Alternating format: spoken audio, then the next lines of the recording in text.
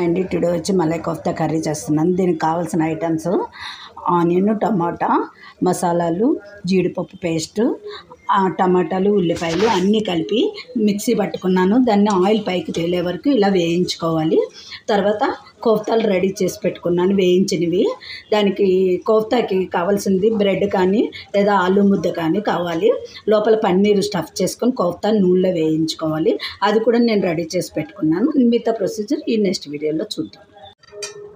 ఇవి మలై కోఫ్తాకి గ్రేవీ ఇలాగా పైకి తేలే వరకు వేయించుకోవాలి. ఈ వేయించిన దాంట్లో పెరుగు 1 కప్పు,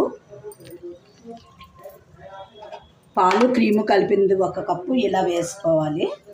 వేసుకున్న తర్వాత మసాలా దగ్గరికి పడింది కదా, ఆయిల్ తేలే వరకు మళ్ళీ ఉంచుకోవాలి 5-10 మినిట్స్. ఇప్పుడు దీని మీద ఈ గ్రేవీ దగ్గర పడిన తర్వాత ఈ కోఫ్తాల మీద ఈ గ్రేవీని వేసేసుకొని కొత్తిమీరతో డెకరేషన్ చేసుకోవాలి. నెక్స్ట్ వీడియోలో చూద్దాం. ఇదిగోండి గ్రేవీ ఇలాగా షైనింగ్ రావాలి, పైకి ఇలాగా ఆయిల్ తేయాలన్నమాట. ఇదిగోండి ఇలా వేసేసుకొని మలై కోఫ్తాలు రెడీ చేసి పెట్టుకుని చెప్పాను కదా, కొత్తిమీరతో ఇలా డెకరేషన్ చేసుకొని నాన్తో కానీ రోటీతో కానీ సర్వ్ చేసుకోవడమే.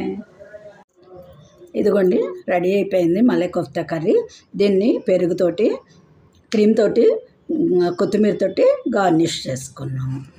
మలై కోఫ్తా నాన్లు తెచ్చుకొని కానీ రోటీలు కానీ తెచ్చుకున్నప్పుడు వేడి చేసుకుని దాంతో ఈజీగా తినేయచ్చు. ఇది మీరు ఎవరికైనా నచ్చితే లైక్ చేయండి, సబ్స్క్రైబ్ చేయండి. Hotel style malai kofta curry and ఈ మలై కోఫ్తా రెడీ. ఇంట్లోనే హోటల్ స్టైల్ ఇలా రెడీ చేసుకున్నాను.